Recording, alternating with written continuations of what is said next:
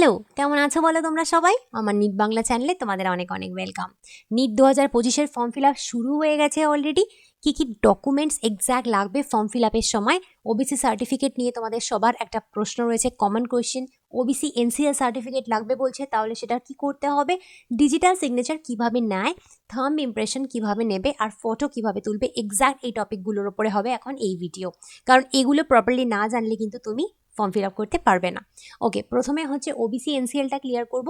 এখানে স্পষ্ট কিন্তু লেখা রয়েছে যে the candidates falling on this list may mention OBC NCL in the category column. State listed OBC NCL candidates who are not in OBC NCL must choose general. এটা নতুন একটা statement.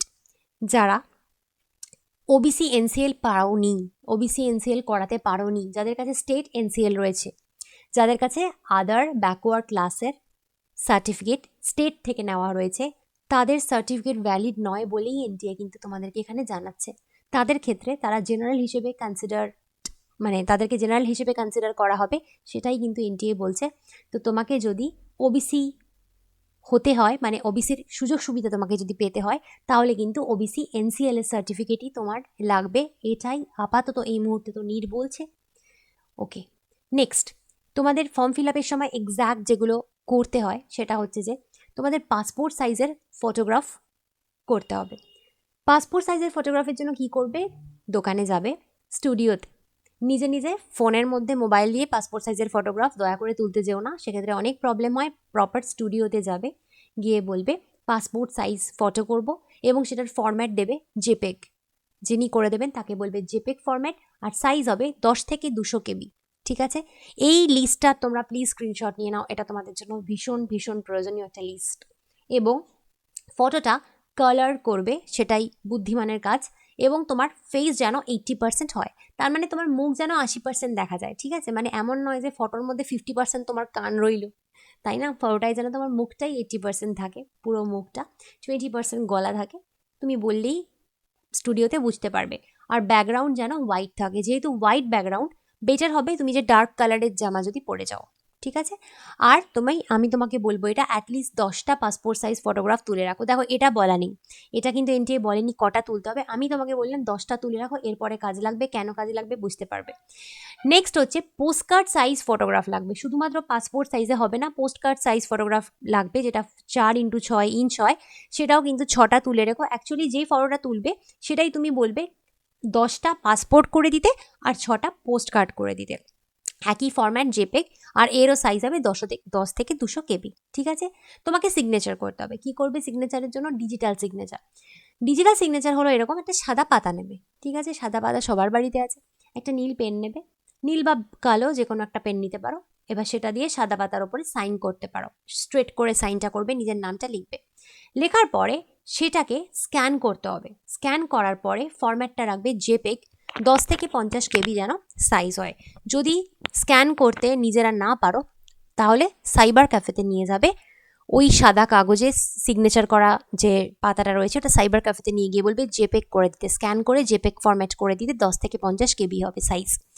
এবারে হচ্ছে তোমাকে left and right hand fingers আর থাম্বের impression নিতে হবে। তার মানে তোমার ডান হাত বা হাতের 5টা 10টা আঙুল এবং তার সাথে বুড়ো আঙুলের ছাপ নিতে হবে। সেটা কি করে নেবে?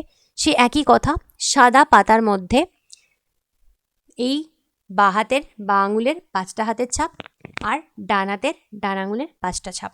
তো এটা তুমি কি করে ছাপটা নেবে? ইঙ্ক প্যাডে। সবাই দেখেছো ইঙ্ক প্যাড কিনতে পাওয়া যায় যে কোনো স্টেশনারি দোকানে, একটু মোটামুটি বড় স্টেশনারি দোকানে তুমি ইঙ্ক প্যাড কিনতে পাবে। তো সেখানে গিয়ে বলবে ইঙ্ক প্যাড চাই। যদি না পাও তাহলে কিছু সাইবার ক্যাফে ট্যাফেতেও থাকতে পারে, জিজ্ঞাসা করতে পারো ইঙ্ক প্যাড, বলবে ইঙ্ক প্যাড লাগবে। যেটা হয় না ব্লু কালারের বা কালো রঙের প্যাড থাকে, যেখানে কালি দেওয়া থাকে, সেখানে গিয়ে এবার সেখানে তুমি তোমার হাতের 5টা আঙুল কি করবে,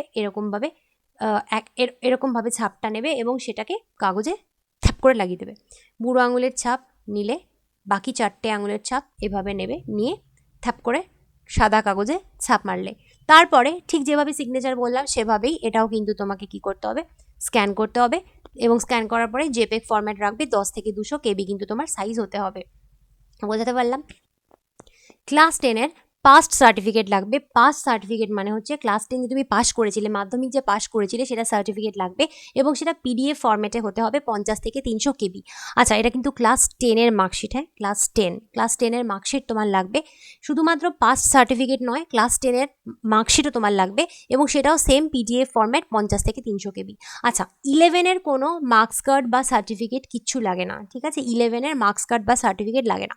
ক্লাস 12-এর মার্কস কার্ড বা সার্টিফিকেট লাগবে, কিন্তু সেটা তোমাকে এখন দিতে হবে না, সেটা তোমাকে পরে দিতে হবে, কারণ অনেকেই যারা রানিংয়ে নিট দেয় তাদের কাছে তো ক্লাস 12-এর সার্টিফিকেট হয় না, তাই ক্লাস 12-এর সার্টিফিকেট, ক্লাস 12-এর মার্কস কার্ড ম্যান্ডেটারি নয় নিট দেওয়ার জন্য, ওটা তোমাকে পরে দিতে হবে।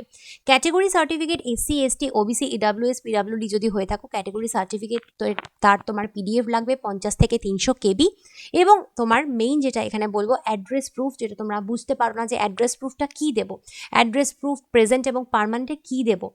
তার সাথে আইডি প্রুফ লাগে, এজ প্রুফের প্রয়োজন নেই, আইডি প্রুফ আর অ্যাড্রেস প্রুফ দিলেই হয়। তো সেটার পিডিএফে থাকবে 50 থেকে 300 কেবি। এই প্রুফ হিসেবে তুমি কি ইউজ করতে পারো আমি তোমাকে দেখিয়ে দিচ্ছি। ক্লাস 12-এর অ্যাডমিট কার্ড করতে পারো, Aadhaar card, voter ID card, ration card, bank account passbook with photograph, passport, PAN card, driving licence, other photo identity card issued by government, এগুলোর মধ্যে যে কোনো একটা কিন্তু তুমি ইউজ করতে পারো। যারা বাংলাদেশ থেকে দেবে তাদের জন্য citizenship certificate and passport number লাগবে, এটা হচ্ছে অনলি ফর দেম যারা বাংলাদেশ থেকে দিচ্ছ, তাদের জন্য লাগবে citizenship certificate and passport number, সেটার পিডিএফ করে 50 থেকে 300 কেবি সাইজ রাখবে। This is not for Indian students, এটা ইন্ডিয়ানদের জন্য নয়, যারা ইন্ডিয়ায় থাকো, ইন্ডিয়া থেকে পরীক্ষা দিচ্ছ, তাদের জন্য কিন্তু এটা নয়, ঠিক আছে? ওকে, তো এখানে আমরা কি কি ডকুমেন্ট লাগবে দেখলাম।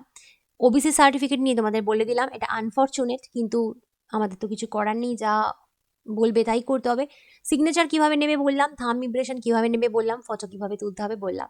এরপরে নেক্সট আরেকটা ইম্পর্টেন্ট ভিডিও নিয়ে আসবো কিছুক্ষণের মধ্যেই, ততক্ষণ তোমরা ভিডিওগুলো দেখতে থাকো।